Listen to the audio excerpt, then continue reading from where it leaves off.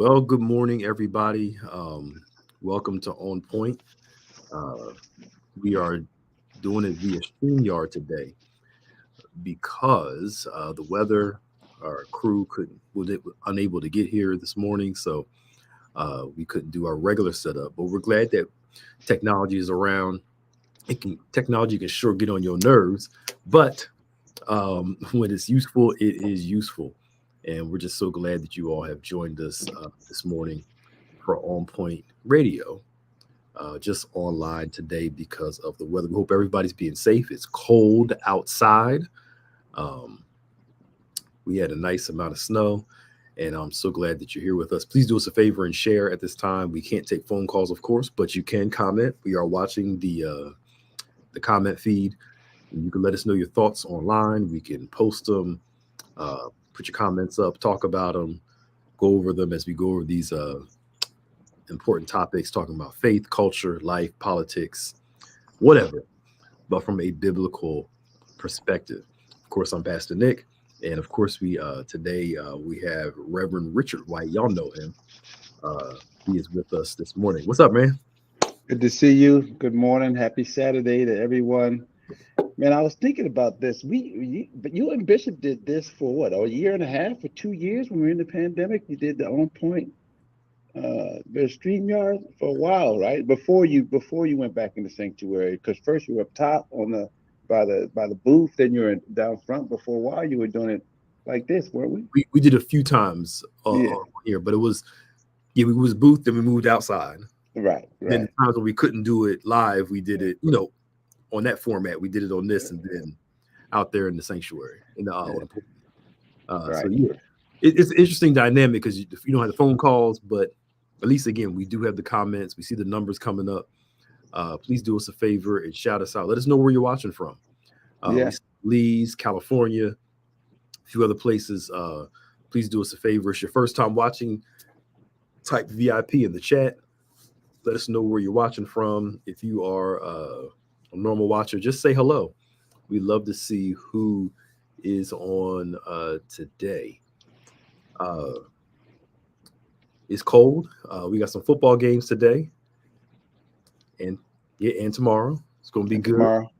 And try to tell people earlier this season the Eagles were not as good as they looked. They No. were skating by, and it all those issues that they were that winning covers up. When you start playing difficult teams, it's going to show. And that 1-6 slide for some of us wasn't a surprise. No, it's going to get exposed at some point. Yeah, I mean, I barely watched the playoff game. I had it on in the background. I went to bed. You would be. I just went to bed. I could see the replay in the morning. I could see the ESPN highlights. I knew it was going down. I just went to bed. I was like, yeah, they're going to need some strong, experienced coordinators to help them next year, because that was horrendous. Well, it's a shame, but that fall from grace. I mean, they say very few teams that go to the Super Bowl and lose get back Yeah, the next year, right? So it's tough to repeat like that because there's so much talent in the league now. But we've seen it not just with them, but a lot of other teams too. You saw a lot of coaches get the show in the door. So it's yeah. football. It's entertainment. That's all it It, is. It's it's like entertainment. it's like good time, man. It was I I think they said this is only the second time you saw a team win 10 games and then just lose their last. Just, it I see for me, if it was like if it was like a strong, hard fought loss, I could take that. But for some of these ones, it was bad. But anyway, But like you said, that 10-1 record was suspect because they were winning games at the mhm, last minute of the game. So it was not mhm, like they were blowing folks out. yeah, So that 10-1 could have easily been 5-5, six yeah, and four. absolutely. Yep. Oh yeah, because the Chiefs game, one catch, game was over. They would have Yeah, won. Bills yeah, game, yeah. the receiver turned around a little, like 3 seconds earlier, game over. But it is what it is. But You be interesting all today. right. It'll be all right. Of course, we'll be fine. But please do us a favor and share. Hey y'all, hey Sister Brenda, what's up? Everybody from Texas, California, all over watching. We're so Las glad. Vegas. Yeah. Vegas. Um, So glad you're checking in today. We see the numbers piling up. And again, if you're first time watching, type VIP in the chat and please do us a favor and share this. Now, we had the Iowa caucus for Republicans, and I don't think anybody's surprised that Trump won it. No, he's been the front runner. They keep saying people had a chance, and they didn't have a chance. But what was interesting, and this is crazy, maybe you can help me out with this. So the gentleman, how you say his name, Vivek Vashani. Yeah. So yeah, Vivek Vashani. Yeah. So some Republican voters in Iowa said they couldn't vote for him because his name felt too Muslim. His race came into play, and he's still, right along with it. And these people are telling him, look, we can't vote for you because we can't accept you because of your racial history, your name. And then I was like, okay, interesting enough here. I read something yesterday that he is, of course, richer after his campaign than he was before. Already rich. He's already rich, but he's already rich. I think he said he made about $100 million, I believe. Oh, yeah. Because he got his name out there. People know who he is now. Absolutely. So, I mean, most of them know they're going to lose, but I wonder, you in the business world, if I stand to make 20 to 50 to 80 million dollars, I'll run for president and lose. Yep. Knowing I have no shot. And guess what? And if I put my support behind this guy and he wins, he's going to give me a place in his cabinet because I supported him, and I'm going to make more money. Absolutely. I mean, it's just like Tim Scott. Tim Scott, who's from South Carolina, is putting his. I saw it last night. Is putting his support behind Trump, and Nikki Haley's from South Carolina. Absolutely. Yep. It's why? Like, right. Ride the wave of power. Yeah. Ride the wave of who's going to get you in there. Yeah. If you can get on that bandwagon and you can make some money from it, get some opportunities from it, which again tells they're saying the quiet part out loud is really not about the people. It's not about us. Right. And when people show you who they are, this is what I think folks miss in this whole political season. When folks show you who you are after you've done your research, believe it. Don't go by what anybody else said. Let's just watch what they do. They show you who are. Don't think they're going to be different for that for you, right? And a lot of times folks don't do that. But I also think that Vivek and Tim Scott and not so much former governor here, what was his name, Chris Christie, but they're looking for who we don't know who the vice president is going to be yet. We don't know how he's going to play that card, right? So would he put Tim Scott as vice president? I don't know. He's not going to put Vishami. I don't think he's going to Viviswamy as the vice president, but we don't know. But there are still going to be a cabinet cleaning, and he'll want to, potentially put some of those folks in those positions. Absolutely, if he wins. Totally agree. I don't know if his Trump's, if like him and Nikki Haley ticket would work because she demands a lot of attention too. Pence was pretty quiet. But what's interesting to me about Go ahead. I'm sorry. I think what was interesting with her, especially with her racism, her America's never been racist comments. I mean, if it was a racist, why don't you use your full name? That's don't right. Go by your full name. It's an Indian name, right? Yeah. Yeah. Tell the truth that your dad had to teach at a HBCU because he couldn't get into PWIs. But let's ignore all that. I didn't know she was Indian until a couple of years ago. I thought she was just, a white woman that had from the South, from South Carolina. That's what I assumed. That's right. No, she's Indian. Yeah, and you're basically passing. That's right. If it wasn't that's racist, different. Yeah, run for who you are, run as you are. Born as you are. Exactly. Yeah. All that comes out in the wash. It's just going to be interesting to see. What I don't understand is if there's already been a Supreme Court intentional ban on abortion, right? And left it up to the states. Here's a question for you. You're a political wizard. If Trump is positioning the Supreme, appealing to the Supreme Court about these states leaving him off the ballot, isn't there already precedence from what the Supreme Court did and pushed, say, abortion is illegal, but we leave it to the states? So how can he then appeal to the Supreme Court about keeping them on the ballot? Are they going to leave it with the states? Because there's already precedence for doing that. Absolutely. And see that's the thing that's going to get us, that we see the contradiction in politics. Is they'll say, well, that was precedent for that, but Yeah. what's precedent for a presidential campaign? Yeah, exactly. So they'll find a way to draw a line. They'll find a way to draw a line. Absolutely. Find a way to draw a line. Now, I mean, my thing is, Republicans always talk about big government, small government. They're big government when it suits them. Then it becomes states' rights any other time. But when they need it, they're big government. But they don't call it that. So I don't know. I mean, Trump got what, 3 Supreme Court? Was it 3 or 2? Yes, 3. He got 3. Biden has gotten 1. Yeah, he got Kavanaugh. The what is her name? Then he got 2 men and 1 woman, right? I believe. Was it 2? Yeah. It was Kavanaugh. The lady with the blonde hair. Yeah. Yeah. I'm wondering if he's hoping to appeal to those 3 and a few other people, pull the favor. I got you in here. And that's why he's going to the Supreme Court. Of course he is. Yeah, so he was good here. But I mean, we need strong people.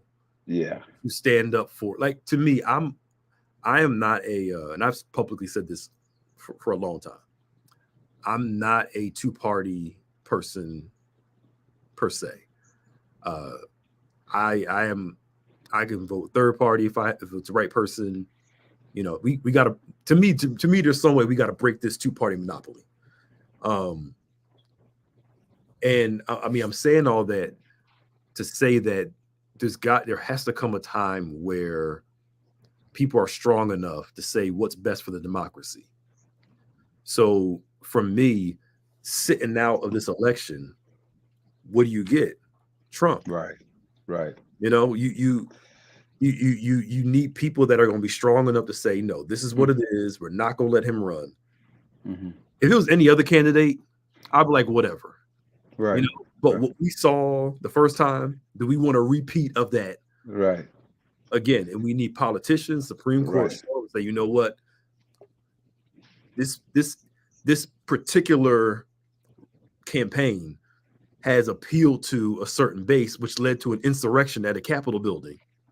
Do we want to go through that again? Yeah, and how soon people forget. I mean, I was talking to Lisa last night. I was saying, if he wins, you throw his report behind whoever you want. I'm not going to tell you who to vote for, but it just doesn't feel. We were in Europe when he won last time, and we could see from abroad what was happening. You could see an undercurrent of things happening. It's really about all the stuff that has happened illegally. How can we?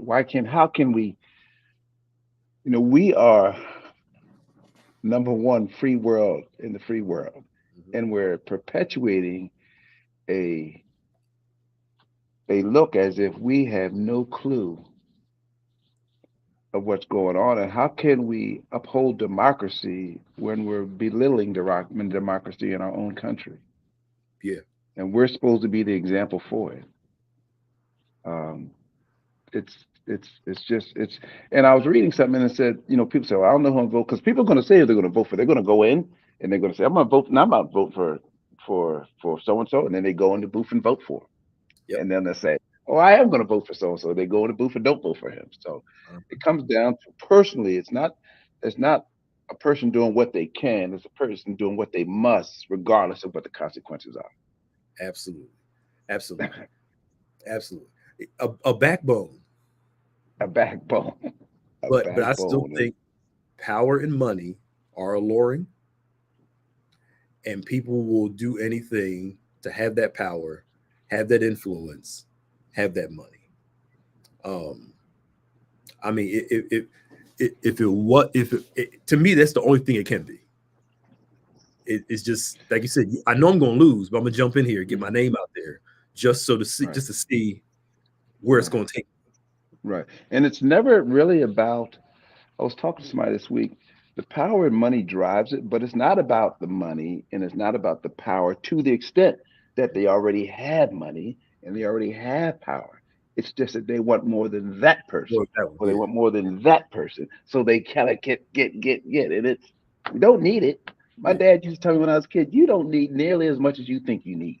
And he's right. To live happily. Yeah. But see, that's contentment. But to me, and I'm not trying to label all billionaires and people that are, in those stratospheres of power.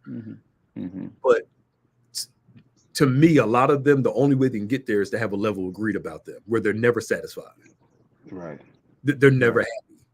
That's how you can get a CEO that makes $3 billion a year tell a worker that they're being greedy, asking for a 10% raise. Yeah. It's like do the math here. Like, it's easy for you walking around with a private jet. And I'm not against people making a lot of money. Make all the money you want. But understand that these working class people that work for you are helping you, are the reason why you're making all this. Yeah. And I know that whole space. So it's what it is. It's the American way. It's capitalism at its best. But is there an inherent caring for the folks that are there? Is there an inherent caring for the people that are helping to do what it is you're trying to do? Or does it pain you when you have to make adjustments in an environment that affects people's lives? When you've had to shut a site down, when you've had to lay folks off, which I've had to do, if it doesn't pain you, right, then your priorities aren't right. Now, sometimes you do what's best for the entity so that it survives, and it comes at a cost of this, but it shouldn't be, right. Yeah. I mean, to me, as Bishop says, you can have capitalism with compassion. I'm all for you. Make all your money. And I get business, you got to make some difficult decisions sometimes. And I'm not against those difficult decisions. I think it's the overwhelming amount of greed that some people have. Like, I was just reading something where oh my goodness, I meant to put it on a thing, but I forgot, where it talks about how a certain wealth group, they have like $3.9 trillion of unpaid taxes that they don't have to pay because they found all these loopholes in the system. Where and again, I'm not mad about if you have certain liberties. My problem is those liberties aren't extended to the people that $200 extra a week will change a lot of their life. Will mean something big. Exactly. And the $200,000, $5,000 more a week to somebody that's making millions and billions of dollars is not going to change their life. No, not in any way. But if you're sitting on $1 billion and you got to pay $20 billion in taxes, actually, if you're making $1 billion, you're going to have to pay about $500 million in taxes. It's not going to change your life. Yeah. I mean, that's a lot of money, but you're right. What your dad told you was right. You don't need as much as you think you need. No. Happy. And again, I'm not against that. Look, make all the money you want. I'm not anti-billionaire. I'm not anti-wealth. My thing is have it, and you can pull people up with that at the same time too. And folks that have done very well, know that you can. The Bible's very clear. You can gain the whole world and lose your soul. You can have everything, but if you are lost at the core of your body, it's all for naught. It doesn't mean folks that have been Christian, that are Christian, that have backslidden, or that have gotten caught up into the world of gain and get it, and then they look and they say, but my relationship with God is not where it should be, or it's artificial. All of that stuff it means absolutely nothing when you Absolutely. come back to the realization of what you've lost in God. Yep. It's Yep. it's it's important to stay for folks to stay grounded regardless of where they are. And I've seen more happy broke folks than I have happy wealthy people. Absolutely. I think they did a And study I've on had that. Yeah. No, go ahead. Go ahead. Sorry. no, I've been, the company that I keep, I've seen a lot more not happy wealthy people than I've seen broke or just making it folks that they happy, their family's good and their family's around them and they're able to live, and they take it for what's really important in life. Yeah. I think they did a study on that years ago, how a lot of wealthy people are battling depression, battling all this stuff. And folk that don't have much, like you said, they got a bunch of joy. They got, I think it puts things in perspective. That money is That's important. right. I am not It saying is. money's not. It is No, important. I ain't gonna say that. Right, right. I mean, being broke is not something I want to be. I did. Mm-mm. Yeah. But like you said, your dad, that what your dad said was profound. You don't need as much as you need to show you what's really important. I remember Hmm. listening to a lady. She was making. I mean, she was easily making a couple $1,000,000 a year, Hmm. and doing a seminar. And as she was talking, I'm like, yo, she is bitter. It was coming out. I mean, no, I'm Yeah. not talking about like little slide innuendo. I mean, it was clear as day, Hmm. spending money to make herself feel better, but she just wasn't better. And I'm like, wow, because you would think the success, the money will make them happy. But if you're extremely wounded, Hmm. something Bishop been talking about in Bible study, if you got a lot of wounds, but you got stuff, buying a new pair of clothes is not going to make you happy or make you feel fulfilled. It's not Hmm. going to happen. It's not gonna happen. It's a shell. It's just a shell. It's a covering, and you got to start peeling that stuff off so you can get to the core of what's going to make you happy. And when you start saying, "Well, I don't need that, and I don't need that, and I don't need that," I can get it, but is it better off me helping this person over here? Is it better off me, you know, giving more to a particular charity that I have a passion for? How can I go help some? How can I make somebody else's day better? Thing I like about Shaq, he said, I heard him say, I get up in the morning, think about how can I make somebody happy today? I Mm-hmm. don't need nothing. How can I make somebody happy today? That's Yes. what he gets up with in the morning. It wasn't Yes. nothing about him. Yeah. And those people that give a lot, that have money, Mhm. they're a lot more content, more relaxed, happier people because, like you said, their priority is not To themselves. help somebody, not the party's Else. not themselves, and so that's real, and that doesn't negate the struggle because you and I know because we've seen it, we've been there. The struggle is real when you have to go without. Yeah. Um, and we can talk about how we've seen folks that are struggling happy, but we've seen folks that are struggling. Mm-hmm. We've had a very robust benevolence in the history of our church, and we know what it's like for folks to be in need Mm-hmm. and want to make sure that we don't we're not minimizing that. We're just saying there's a lot of folks. This thing of greed does necessarily it does perpetuate itself in the society in which we live, and Absolutely. it's not what God would have us to be. Absolutely. And bringing up the next point, kind of moving into this next part, is there are states that are rejecting federal money that's going to help kids during the summertime. It's going to help them eat.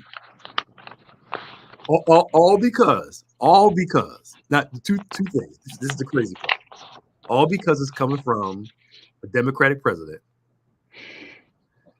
The second reason is because they say because the state has to pay, I think, like one state was getting like almost $18 million, right, to help kids eat during the summertime. It's going to cost the state $300,000 to staff it, etc., to make it work. Hmm. They're complaining about the 300,000, not looking at the 18 million that's going to come in, feed these kids, and help them pay for the program. Mm. But if you, to me, if your ability to help people is based off political lines and who's doing it, something's wrong. We saw Florida; they rejected money to help people with air conditioner heaters because the federal government had like a thing to help them Hmm. replace them. Hmm. They rejected the money. Hmm. So now people got to come out of their own pocket just alone when the government was setting up things to help these people who are in need. Yeah. But again, goes back to politics and who's bringing it. Who's bringing it? I don't care who's bringing it. Is it being brought? Yeah, that's the main thing. It needs to be brought. Folks don't know, but I sit on the board of the Low Country Food Bank because I work in Charleston. I'm back and forth to Jersey on the weekends, and the money that comes in. I like to know what state that is because I'll take it. We'll take it. We'll take it.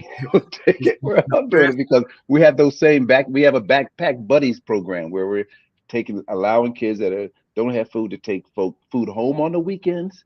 And in the summertime, they're able to come in and get food. And that's all through funding and personal donations. But you're right, to not use something that is being offered because of, number one, the way where it's coming from and because of what you may have to pay on that is it's madness. It's madness because when you work in a food bank, and I've worked with Phil Abundance here in Philly, the South Jersey Food Bank here, and where I have a passion for these food banks. There is absolutely no reason for anybody in this country that be hungry. You know how much food is thrown out? I mean, its statistics are just crazy. So nobody should be hungry. Nobody should be hungry. And it's crazy that folks are actually hungry. And if you know what it's like to be hungry, I don't. I can't say I know what it's like to be hungry. I can't imagine what it would be like because I like to eat. So, but nobody should be hungry in this country that we live in. Absolutely. And that it's Nebraska, Mississippi, and Iowa so far are rejecting federal money to help feed kids during the summer. Like you said, they'll set up those places in the schools or whatever, and the kids can come grab lunch. I mean, we talking about food here. It's food. We're food. You've been in big business way longer than I have, and you got more experience. But to me, a state's budget, $300,000 is probably a blip on the state's budget. It's nothing. They probably go through that. Yeah, that's probably not. Yeah. And these states, I can tell you for sure, maybe not Mississippi, but I'm pretty sure Nebraska and Iowa have budget surpluses. Oh yeah. Oh yeah. But, so it's not like it would hurt them because they have a budget surplus already. Oh yeah. They got money they're not spending. Thank you. It was Bishop called a good use of funds. Yeah. They don't see it as a good use of funds. That 300,000 go towards, whatever. It's a proper use of funds. It's just a proper use of funds. Yeah. Because I know was it Minnesota? They committed. I think it was Minnesota. They committed to feeding all their kids lunch, even during school time too. The state takes care of the lunch for the kids because again, they're like, how are the kids going to learn if they hungry throughout the day? If their parents are struggling to feed them? We talking about food here. We ain't talking about buying them a car, a cell phone, Jordans, and nothing like that. We're talking about basic food. And somebody put in the comments that what's more pro-life than feeding folks. If you're of the conservative notion and you're pro-life, you should want to feed folks, right? That's pro-life. That's a beautiful statement, Sips Crawford. Absolutely. They are pro-birth. They are not pro-life. That's a good call. That's actually just crazy. It's crazy. Yeah. It's like get them in the world, but once they're in the world, you on your own. And that's like having somebody join the church and say, okay, come on in. Once you're here, that's like if we had folks come join the church, and once they come in, they say, okay, you're good. We don't put them through no classes, we don't give them no training, we don't show you how to do. There's the thing that food banks do. They're not only feeding folks, but they're trying to collaborate with other organizations to help the socio-economic foundation of what folks need in terms of education, in terms of how to manage bills, in terms of how to get assistance. It's a feeder to other avenues of offerings that the states provide. So you're hungry, but I can't tell you about how to go to school or how to help pay your bills if you're hungry. Yeah. Because you're not thinking about those things. You're thinking about getting some need. Absolutely right. Yeah. You're hungry. I'm hungry. Yeah. I mean, but again, we'll spend $20 million on a weapon for war, but won't spend, X, Y, and Z. To me, no schools in this country should be crumbling. No reason why books should be old. No reason why there shouldn't be lunch provided for these children. Because because I think that they go back to that lie. If you live in America, you should be able to make it like everybody else. But the only way capitalism works is you have some people that are in poverty. That's the only way capitalism works. Right. There's no other way than to have a impoverished crowd, a middle class crowd, and then an upper middle class and a wealthy crowd. That's right. And you're not trying to pay. And we know there's yeah. And we're not saying anything that, and to that point though. I mean, I forget where the scripture is, but it does say that there will always be poor among us, right? So it's not that we're saying we want to perpetuate the position of the poor, but if there's always going to be poor among us, it's because they're there, and if we have something to give them, we should be helping them out. You know, that's when the benevolence comes in, right? Because there's always going to be poor. They're always going to need our help. Yep. Something I've been looking at this week: compassion in Scripture is demonstrated love. It's more than just a feeling. It's a demonstration to do it. But if you don't have love, you can't have compassion. Yeah, that's beautiful. I mean, you can go ahead and expound on that one. Yeah, I mean, you look it up. Love leads to compassion, because compassion is mercy, compassion is love based, it's inward feelings, but compassion is demonstrated. It's the demonstration it's revealed in the actions to help somebody else out. Mm-hmm. But again, how was they like the Grinch? If your heart's too small, you're not going to care about. Care about it. Yeah, Right. if you have no love, you have no compassion. Right. And we all go through things, Pastor Nick. You've been through things. I've been through things. And the one thing I know for sure is that when I'm going through something, if I still have time and make time to help somebody else out, it's helping me. Mm-hmm. You know, it's helping me, because you can see that if you can see somebody else in need when you going through something and you're able to satisfy that need, it does something to your spirit, and it helps you. It fills you up with something that you're not doing it for you, you're doing it for them, but by doing it sincerely for them, it helps you. Yes. Yep. Yeah. When I was hungry, you fed me. When I was thirsty, you gave me something to drink. Y'all come on in. God is looking for demonstrated compassion from us. Not, I feel bad for that person. Right. Me bad for that person should move me to do something to help that person. Right. It's not a sympathy or a pity. It's a compassion, like you just said. It's a compassion to do something for everything else. Yeah. And many times when we're going through things and we don't understand, what's the thing I heard last weekend? Sometimes we don't understand the process of God. Sometimes we can't process God's process. Mm-hmm. And I read something else. When you're trying to figure out what God is doing, stop. Just stop, because you're not gonna figure it out. But in not trying to figure it out, we can do the things that, as you've told us years ago. That worship, work, and wait is the thing that you do all at the same time. It's not one. You don't just worship and you don't just work. You got to do each one of those things at the same time. When we're going through stuff, it can add compassion to folks. And some of that work is being out there helping folks while we're working. While we're waiting and while we're honoring the God. Right. Yeah.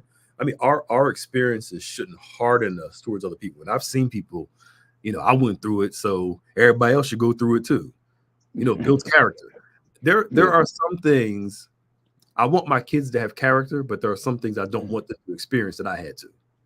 That's right. If I came out of school with debt, and I'm able and I can get my kids out of school without no debt, why should I make them have debt? Just because I had debt? That's stupid. Right. It doesn't make sense. There are other ways to build character. That's right. That's exactly right. It could be something as, hey, you're in school now. I'll take care of your debt. Get a job, and you pay for whatever. It could be it doesn't have to be that, but you get what I'm saying. That's right. If I grew up hungry, living in a 1-bedroom house, doesn't mean I gotta take my kids there and say, hey, come and live in this 2-bedroom townhouse and just exactly. There are other ways. These things are simple. If I have a snowblower, which we do, and I snowblow the driveway, and I know my neighbor doesn't have one, and I got gas in it, why don't I go snowblow their driveway? And I got time to do it. Why don't you just go do it? Yeah. Simple little things that mean so much. And it's not that you're looking for anything back. It's just because you went through it, like you just said. Just because I went through it doesn't mean you got to go through it. If I can make sure you don't have to go through it. Exactly. It's your kids are older than mine, and I'm sure you did it. I do it with mine. It's like, look, some things I'll do for you. Some things we'll do together, because that's going to build your character up and show you that life isn't just you can have what you want when you want it.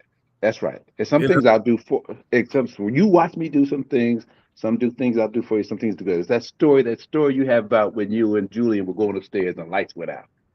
That's a beautiful story.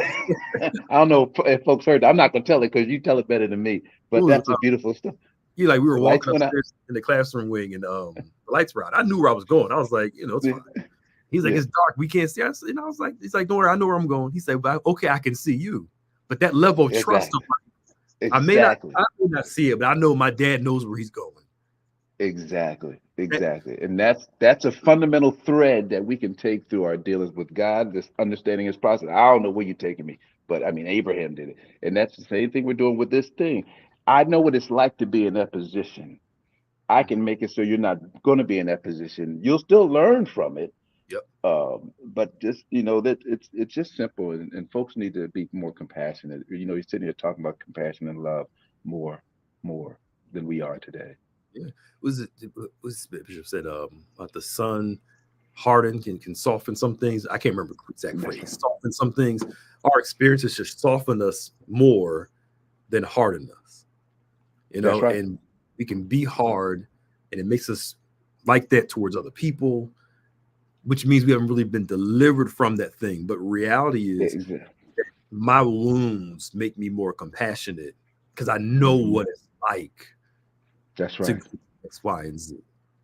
It makes it a better answer for other people.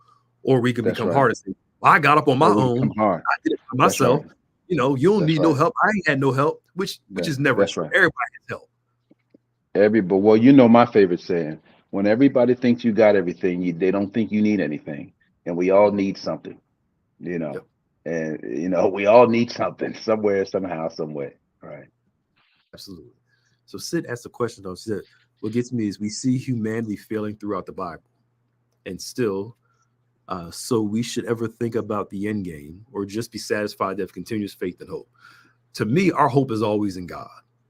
To me, our faith and hope is a journey of, if we're honest, successes and failures. Belief and doubt, times we're moving, times we're afraid. Times we get it right, times we don't. But we journey with God on this process. Journey with God as we grow. And the perfect one is Jesus, and we're slowly conformed to his image over and over again. Right. And Revelation shows us that there's going to be that day where God's going to make it all right. Not saying that failure is okay, but it's just a reality of what we're human beings, we're sinful. Right. And we journey with him. And the goal is not to be perfect according to scripture. The goal is to be better, more holy, more mature, perfected as we follow Jesus along the way. No, that's you're right. I mean, you're right. The question is valid. There's always the failure is there as an example to us that we all fall short of the glory of God, right? The examples of continual failure. But Jesus does come on the scene. And he rectifies that. That allows us to know that I don't have to be that. That doesn't mean about it. And I'm going to fall, but I'm going to get up. And he's going to love me. And God's going to say, what are you talking about? I never saw that because we're saved. And Jesus wiped all that away. But we still have to be, like you said, there'll be times when it's like this.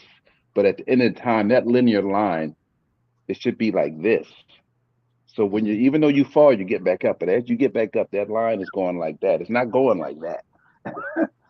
Still linear line, even in those ups and downs, but that line through those ups and downs is a straight line up. Not Yeah, that. it's trending up. Yes, It's trending up. I'm trending trending up. up. I fall, but I'm trending up. Yeah, even the dip is still higher than the dips from before. Exactly. You're trending Exactly. You're up. trending up. You're trending up. And then that's progress. And then and then when you go through stuff like we go through, and you get these questions too, when folks are, how do you deal with that? I just look back. I don't to go forward, and particularly when things are hard, you look back and see what God has brought you from. You say, okay, well, this is going to work. I don't know how. I might not like it. I might not want to. I might have wanted it differently, but I know it's going to work out if I look back and see what God has brought me from and through. Absolutely, absolutely. So yeah, so there's that thing. And speaking of people who going through stuff and being hard towards others, Harvard's president resigned a couple weeks ago due to alleged plagiarism. Now, to me, this was like a witch hunt. Because when they went in and they looked at her paper that she had from years ago, if I'm correct, when you write your dissertation for your doctorate, you're writing with your advisor. Mm-hmm. So you quote your advisor. So there were certain parts in her paper where you knew she was quoting from her advisor. But I think she forgot to put the quotes there and forgot to cite it. But you knew, that thing does that.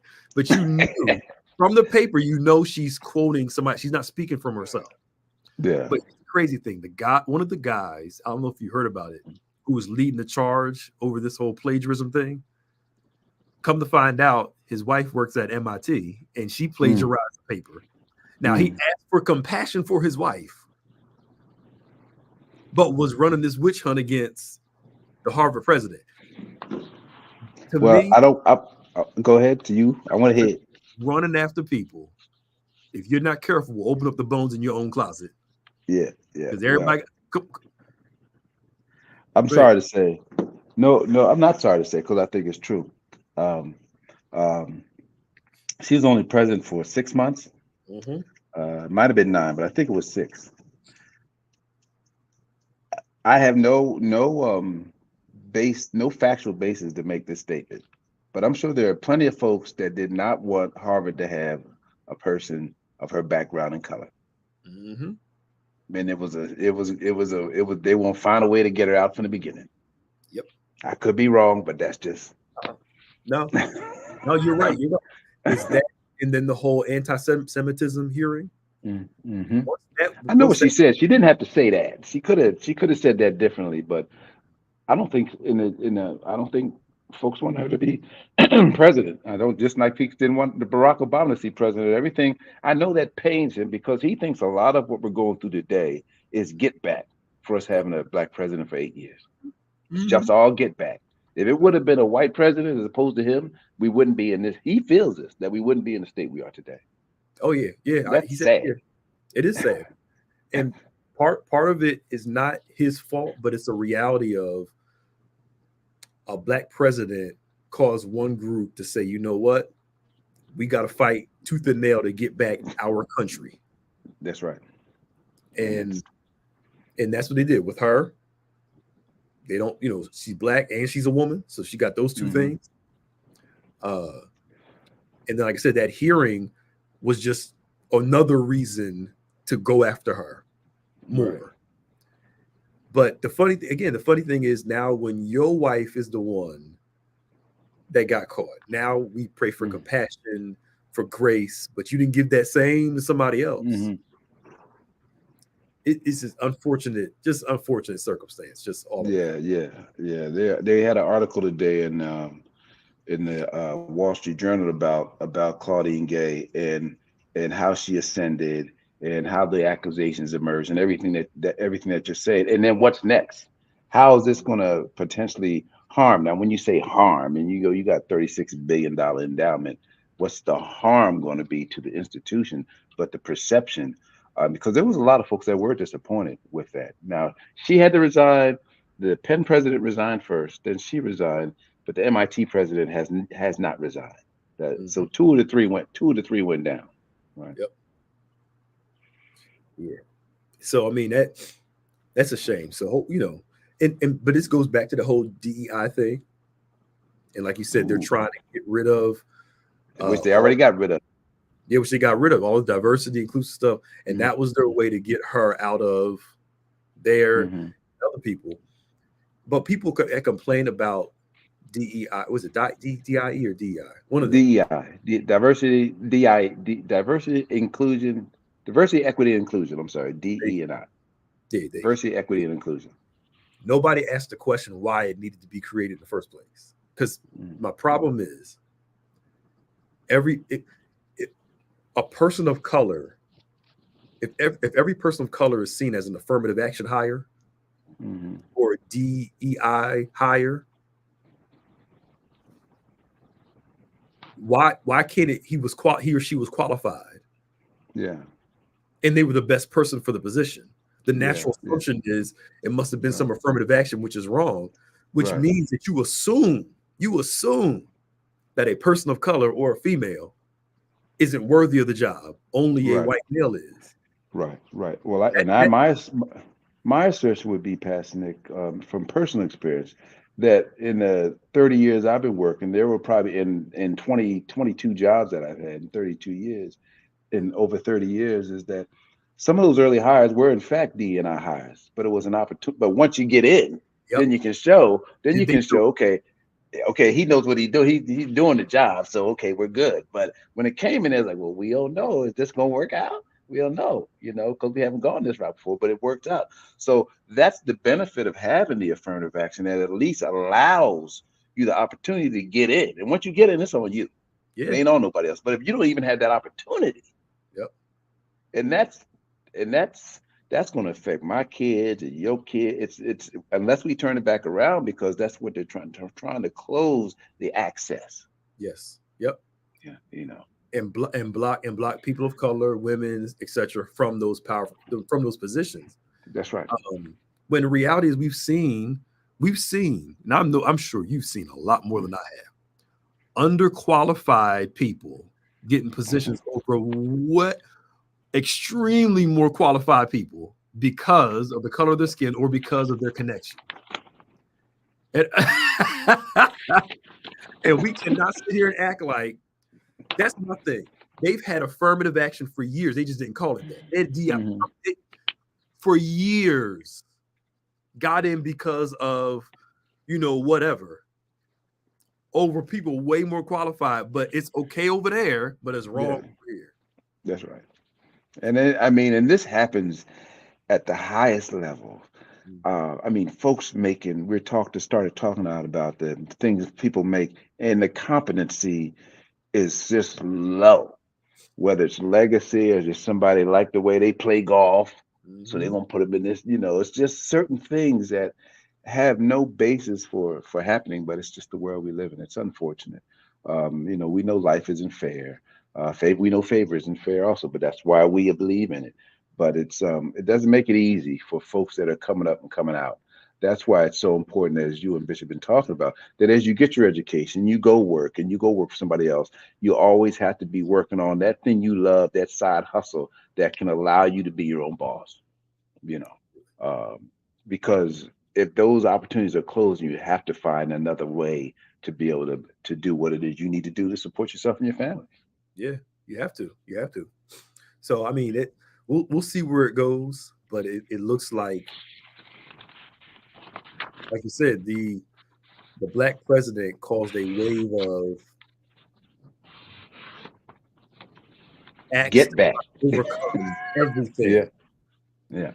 That will allow minorities to get ahead. My question always goes back to, why was it needed in the first place? Obviously, it was needed. And my premise is this: we shouldn't need affirmative action. We shouldn't need DEI. Because why? If everything is on the level playing field and working the way it's supposed to, and people weren't discriminating, then we wouldn't need it. So if you want to eliminate affirmative action, level the playing field. Call it what it is. That's right. If this black woman or this black man or this whatever so is more qualified than whoever, cool. Like we just saw the Patriots hired their first black coach, right? Rob Mayo. He's with the Patriots all his career. Belichick.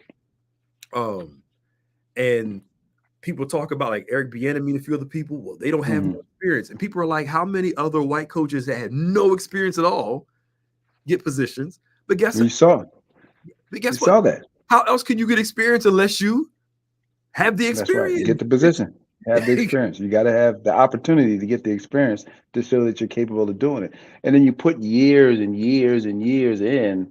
And I mean, I've been in places where I've worked for guys that have been in similar roles that I'm in now 10, 15 years ago. Mhm. And I'm getting it 10 years after they got it. Mm-hmm. Yep. Yeah. So, yeah, I know. But it's real though. But that doesn't mean you can't. But that's why you have to stay true. You have to stay focused. You have to stay diligent, and know that God's timing is what it is for a reason. And all that, all you will reap what you sow, and you have to have that grounded faith that you're going to be able to get to that next thing if you're really putting the work in. Absolutely. And I think one of the things that we're going to start teaching, we have to start teaching our generation of kids again, because we stopped doing it because some of us kind of bought into the lie of total equality.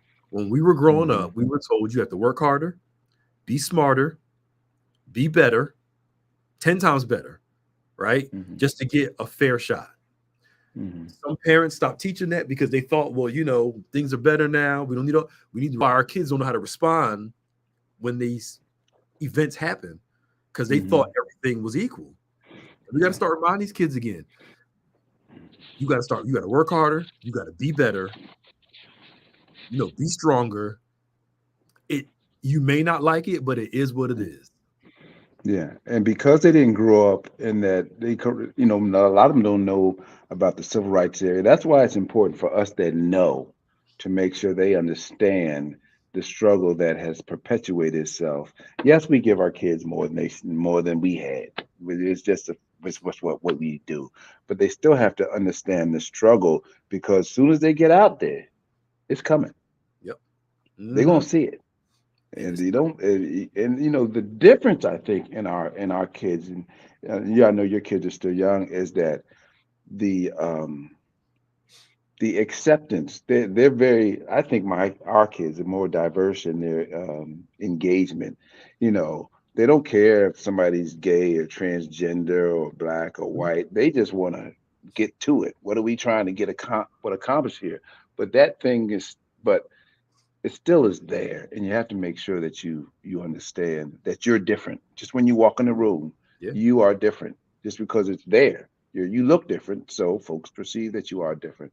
But you then have to make yourself evident as competent in whatever it is you're engaging in. Yeah, you got to shine. It's a part of. I'm sure your parents told you. Mine told me. It gets tiring. It does get tiring. I thought I wouldn't have to teach my kids, hey, opportunities are going to be different for you. Yeah. Your A is going to be equivalent to somebody else's B. And you have to, excel differently in this country. It just, I think Trayvon Martin really showed that again, to realize that, we have to teach our children again the stuff we learned. Being pulled over, this is what you do. You go into a store. What you do. This is what you do. I can't even walk into a store with my hands in my pockets. I'm so trained. Don't put your hands in your pocket. They think you're gonna steal. If I do, I take them right out. It's so ingrained. Yeah. I was in a store last week and I had somebody follow me, and I was like, I'm thinking about you don't even know me, and I'm looking at you, so I know you in a way that you don't know me, but you follow me around. I should probably be following you around the store. But it's just what it is. It's not going on. My father used to call it the black tax. Just what it is. It's just a tax for being black. What it is. So deal with it. Don't ask. Just deal with it. Just like any other tax. One time I said something. It got on my nerves so much. I said, I'm gonna leave. This person, I don't feel comfortable. But it got to the point I was thrown off. It was.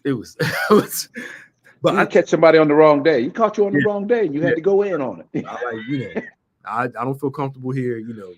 X, Y, and Z don't want me. It's fine. But I remember one time I was in Texas, and I was just walking in the mall in Nordstrom, wasn't buying, just looking around, and a black guy was following me around, and part of me wanted to turn around, but I was in a different state. I'm like, I'm not home. I don't know a lot of people here, and I literally was going to turn around like, bruh, of all people, you should understand. Yeah. You caught me on a good day, but anyway. It's just so glad y'all, man. It's just the way. Right. Yeah. So glad y'all joined us today. We're getting ready to get up out of here for another episode of On Point. So glad you joined us just for this particular time on StreamYard. We couldn't be in our regular setup because of the weather and people getting here. Folks are still out shoveling this morning. But again, we're just so glad you joined us today. Don't forget, tomorrow we have service, 8 a.m. our virtual experience. 11 a.m. we are in person. We'd love for you to check us out at 8 o'clock online. Come on, be with us in person tomorrow at 11 o'clock service. We should plow the parking lot and everything. Make sure you're safe while you're in the building coming up here tomorrow. So please join us as we continue in this great lesson on Lord, break my heart for what breaks yours. We're believing God for a tremendous time tomorrow of worship, praise, thanksgiving, souls being saved, healing, deliverance, all that. And we're trusting and believing that God is continuing to do the work that he is doing. So join us tomorrow for service at 11 a.m. Of course, we no longer require COVID vaccinations. Masks are optional. We have Bible study at 12 noon on Wednesday, as well as at 7 p.m. So join us for Bible study this coming Wednesday.